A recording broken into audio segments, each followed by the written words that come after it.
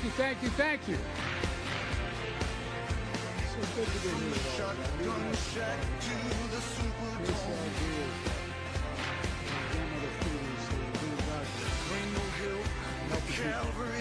Who deserve help and paid for most of it. You know, my great friend, he is a great friend, Governor O'Malley. My dad, the Biden family, started off in Baltimore. They don't say Baltimore, it's Baltimore, in Baltimore.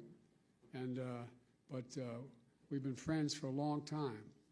And I just want to say at the outset, if you ever want anybody on your team, whether it's an athletic team, whether you're in a battle, whether it's a political team, whether it's a team just trying to help, you want O'Malley. The guy has guts. No, I mean this sincerely. He not only has, political courage, has physical courage. He's across the board. If I ever want anybody standing next to me, I want O'Malley there with me. And I mean that sincerely. It really matters.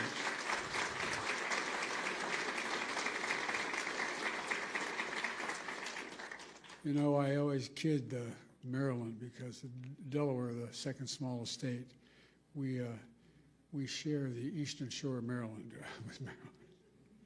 But we're close friends. And folks, it's no surprise that he did a hell of a job when I asked him to be commissioner of the Social Security. And the reason I did that is not an ordinary transition for a governor. But I knew, I mean this from the bottom of my heart, I knew we needed someone with some guts, some toughness, who'd fight for every single penny that it needed, that would try to restore the integrity of the system. And to everyone here today, I want to thank you, all of you, very much for this award. It means a great deal to me coming from you. And I mean that sincerely. It means a great deal. You're in the front lines every single day. You're helping, you're advocating for your fellow Americans, Americans with disability. It's a big deal. We talk about what happened in the physical side of it if we didn't have Social Security. Think of what the psychic calm gives so many people who just don't know where to go, don't know how to traverse what needs to be done, or alone. Last fall on the White House lawn, we celebrate the anniversary of the Americans with Disabilities Act. As a United States Senator 400 years ago, I was looking back on it. God almighty, I've been doing this 50 years. It's hell turning 40 years old, anyway. But back in the year 1990, I was the co-sponsor of the Americans with Disabilities Act as a United States Senator. In my view, and I suspect many of you, it was one of the most consequential civil rights laws in American history. That's what got me involved in politics in the first place. Delaware, like Maryland, was one of those states, was a slave state. We had all the vestiges of what was going on back in the day. We were one of those states that still, I remember moving from Scranton, Pennsylvania down to Wilmington, Delaware, and Cole died. My dad moved back to where we could get a job. I remember I pulled into, my mom would drive us on the Philadelphia Pike connecting Wilmington and Philadelphia. And we lived in an apartment complex.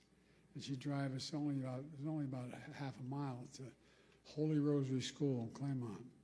But it was so dangerous, she wouldn't let us walk up because of access road. And I remember pulling into the parking lot. And I had never seen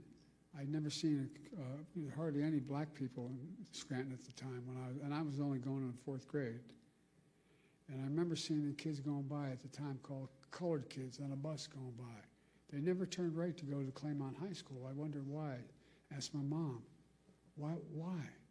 So in Delaware, they're not allowed to go to school, in public school, with white kids, honey. That sparked my sense of outrage as a kid, just like it does. I mean, and these young kids right here can tell you things affect them when they learn about something that's really just unfair and unjust. You know, my dad was an honorable man. And my dad used to have an expression. He said, Joey, your job's about a lot more than a paycheck. It's about your dignity. It's about respect. It's about being able to look your kid in the eye and say, honey, it's going to be okay, and mean it. Well, that's what you're all about. That's what the legislation is about. It's about dignity. Simple dignity. Everyone deserves to be treated with dignity, regardless of their standing, regardless of their economic situation, regardless of who they are. Making sure that more than 60 million Americans who are living with disabilities are treated with dignity is who we are as Americans. That's what it's about. I mean it. Dignity at work, at school, in their communities, in every corner of American life. Laws like the ADA need advocates like you. You're the ones that keep it going, God love you. You fight like hell every single day to make sure the law is respected and your clients' rights are protected. So from the bottom of my heart, I mean this. I give you my word as a Biden. From the bottom of my heart, I say thank you. Thank you for what you're doing. Thank you for your commitment to the dignity of all Americans, because that's what ultimately this is about. Folks, today I want to talk to you about an issue that's front and center right now for millions of Americans, Social Security. You know, some of you may know the Democrats have declared today the Save Social Security National Action Day, National Day of Action, I should say. We know just how much Social Security matters to people's lives. Everyone in this room fights for people with disabilities who rely on Social Security to survive. To survive. Not just the physical side, it's the mental side. It's the mental side. You make sure folks get the benefits they earn after a lifetime of hard work. The work they do is more than just a profession, what you do. It's a calling. It's not just a profession. And Social Security is more than a government program. It's a sacred promise. We made it today, a sacred promise. 73 million Americans receive Social Security. From their first paycheck through their entire life, they pay into Social Security. And in return, they count on Social Security to be for them when they're going to need it. Folks, must never, ever betray that trust or turn our backs on that obligation. That's why during my presidency, we protected Social Security and made it stronger. Martin, the governor, can tell you. We came into office, Social Security Administration had its lowest staffing, she referenced it, lowest staffing levels in 50 years. And demand was going through the roof because of my generation and the baby boom generation, reaching the retirement age. So the demands on Social Security increased significantly. Our administration secured nearly $2 billion to reduce the backlogs and improve customer service. We slashed wait times for folks in need who are calling the 1-800 number.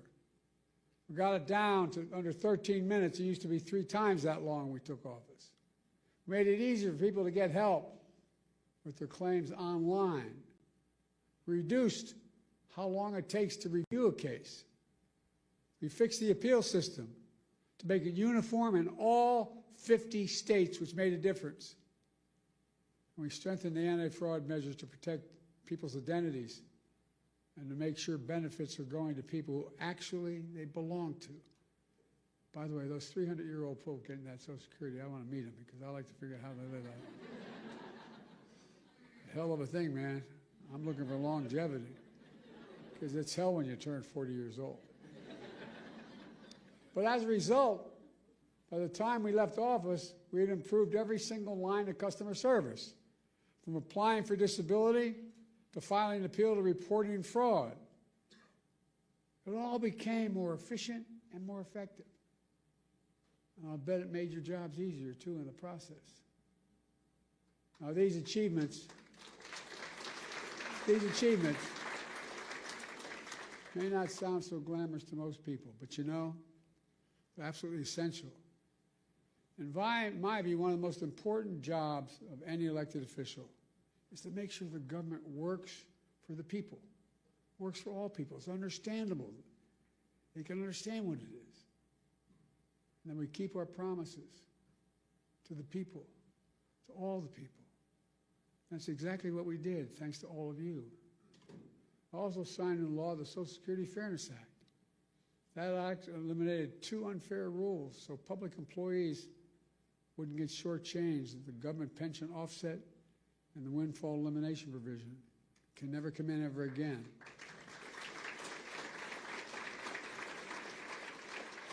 But as a result, more than 2 million people are now finally receiving the full benefits they earned.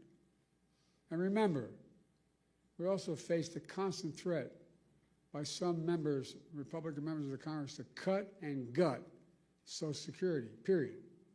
Cut and gut it, period. They wanted to let Social Security expire every 5 years. That was the proposal. Let it expire every 5 years unless reauthorized by the Congress. Who in the hell do they think they are? Every 5 years and then wait around and be... no. I will not go further or get in trouble, but look, folks. Can you imagine the chaos it would have charged? Every 5 years, Congress is going to step up. You imagine this Congress stepping up? They threatened to raise the retirement age as well. Now, that might not be a hardship for someone working in a comfortable job. But if you're on your feet all day, you're doing manual labor all day, you're working with a disability, it's a very different matter. And then they even tried to face cuts, force cuts on Social Security during the negotiation of the debt ceiling. These are wonderful guys. Last time this guy had the job, he raised the debt ceiling because of an enormous and profligate tax cut to the super wealthy. And then he said, look, then they started talking to us, his colleagues. Well, maybe we can do something about Social Security, but we got to do something about the debt ceiling. How are we going to, we can find the money in Social Security. Unless we do what they wanted to cut Social Security. Not on my watch. We refuse to go along with any of that. Look, Americans have always been able to count on these benefits. And let me pause a second here and say this. We talk about the physical needs that Social Security provides for people, particularly hardworking people, people retired, people on the edge. But the psychological impact is profound. Profound. You're a man or a woman, you're 70s, 80 years old, you're not in good shape, you have a disability, and you hear the check may not come. How do you sleep at night? How do you sleep at night? We lived up in Wilmington in a 3-bedroom split-level home in a new development, 40 homes, with 4 kids and a grandpop living with us. And I remember my bed, our bed headboard was near my dad's, mom's room. And you could tell when Dad was restless. I remember asking one night my mom, what's the matter with Dad? The next morning, she has found out that we're not going to provide insurance anymore where he works.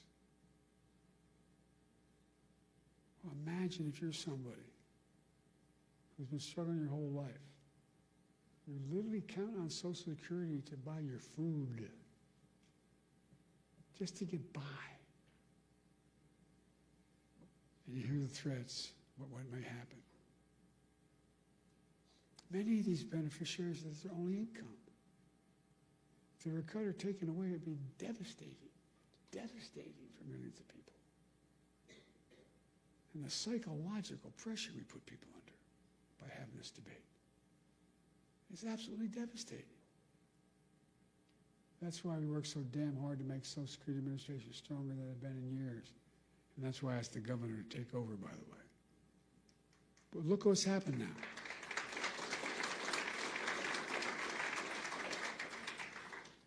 Fewer than 100 days, this new administration has made done so much damage and so much destruction. It's kind of breathtaking it could happen that soon. They've taken a hatchet to the Social Security Administration. pushing an additional 7,000 employees, 7,000 out the door in that time, including the most seasoned career officials. Now they're getting ready to push thousands more out the door. Already we can see the effects. For example, thousands of people use the Social Security website every single day to check on their benefits and submit their claims. But now, the technology division of the Social Security Administration has been cut in half. And so the website's crashing. People can't sign on to their accounts. What do you think it does to that woman's living alone at 74 years checking, just not able to even find out whether she can't even find out what that disability claim is she had. She can't file a new disability claim. And a lot of these people being told incorrectly that their benefits have ended.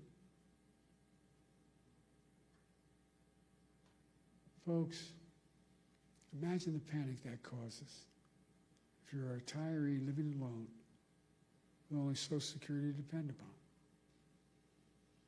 So now people are overwhelming the phone lines. They're showing up at the local Social Security office, tearful and frantic, and told, "Do you have an appointment?" In that tone, by the way. I can give you a personal example if I'm not going to, though. To cap it all off, serious people are now generally concerned for the first time in history, for the first and only time in history, that Social Security benefits may be delayed or interrupted. Folks, let's put this in perspective. In the 90 years since Franklin Roosevelt created the Social Security system, people have always gotten their Social Security checks. They've gotten them during wartime, during recessions, during a pandemic. No matter what, they got them. But now, for the first time ever, that might change. It would be a calamity for millions of families, millions of people. The current Secretary of Commerce doesn't seem to get it. Or based on his comments, he doesn't seem to even care. Many of you saw what he said the other day. And by the way, he's a billionaire. God love him, as my mother would say. Paying 8.5% in taxes. Anyway.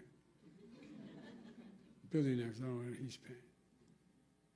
But when he talked about the possibility of the Social Security checks not going out this month, he shrugged it off. Here's what he said.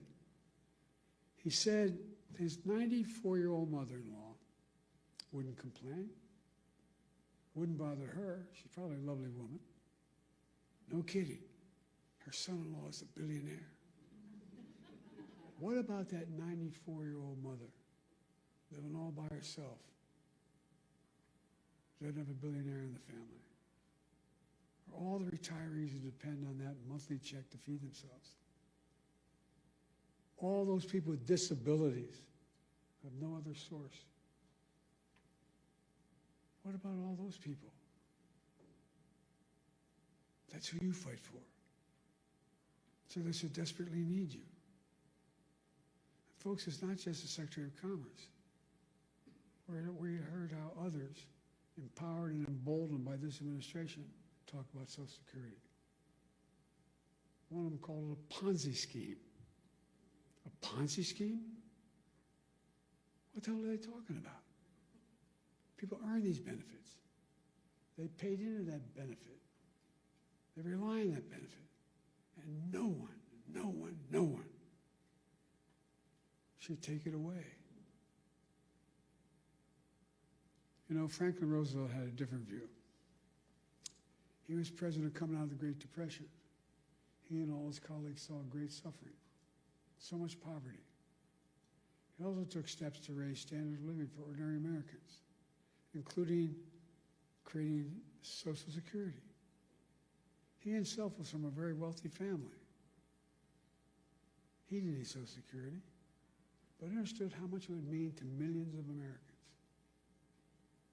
He knew it would make America stronger in the process, and it has. It makes our economy stronger. It makes the community stronger.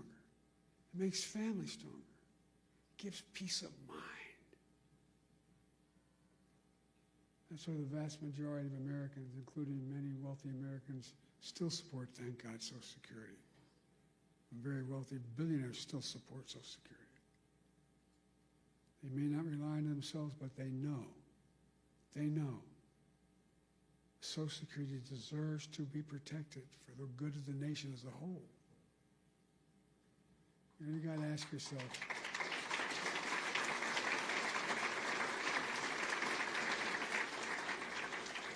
yourself, why is this happening?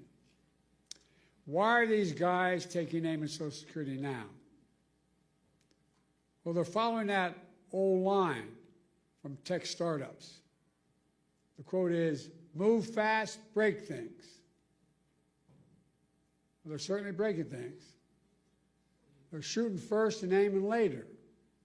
And as a result, the result is a lot of needless pain and sleepless nights. My friend Governor O'Malley knows what they're really up to. He says, and I love his quote, they want to wreck it so they can rob it. They want to wreck it so they can rob it. And why do they want to rob it? In order to deliver huge tax cuts to billionaires and big corporations and keep it going. They want to make permanent the 2017 tax cuts, which overwhelmingly benefited the wealthiest Americans and the biggest corporations. That's going to cost $5 trillion. Where are they going to get $5 trillion to pay for it? Other than continue to run the deficit up. Well, what do they always do? By running up the national debt, number one, and then by taking the money from someplace else. What are the two big pots of money out there in raw numbers? Social Security and Medicaid. Well, from other programs that people rely on and have paid into. Republicans, these guys are willing to hurt the middle class and the working class in order to deliver significant greater wealth to the already very wealthy. Who in the hell do they think they are? I really I mean, just basic decency. Who do they think they are? I think anybody should go out. They can make $1 billion a year. They can, fine. Pay your fair share.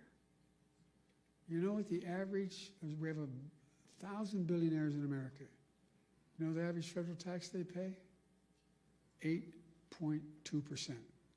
Anybody want to trade that number? What you're paying? Folks, look. Let me close. I'm sorry to go on so long, but it's just, anyway. I grew up in Scranton, Pennsylvania as a kid, and then Claremont, Delaware. Middle-class towns, working-class towns. Places where people worked hard all their lives with the promise that they'd be able to retire someday with a little bit of dignity. Because they've been paying in a thing called Social Security since the very paycheck they ever earned. These people get knocked down every day, learn to get up. My dad's one expression, you get knocked down, just get up. Get up. They get up every day. The last thing they need from their government is deliberate cruelty. It's about people and neighbors across the country who look out for each other. You don't see empathy. They don't see it as a sign of weakness. They see empathy as a decent instinct. They don't see cruelty as a sign of strength. Social Security is about more than retirement accounts. It's about honoring a fundamental trust between government and people. It's about peace of mind for those who work their whole lives so they can rest assured they'll have a chance to get back some of what they earned and what they deserve. But more than anything else, I mean this sincerely. And as my friend says, maybe it's the Irish of it in me, but it's about who we are as Americans. Who are we? What makes us distinct from the rest of the world? It comes down to basic, in my view, fundamental American values. Nobody's king. Nobody's the boss. Everybody has a shot. All people are asking for is a shot. Honesty, decency. Where hard work is rewarded. Have some faith in each other. Fairness, simple fairness. We can't go on like this as a divided nation, as divided as we are. Like I said, I've been doing this a long time.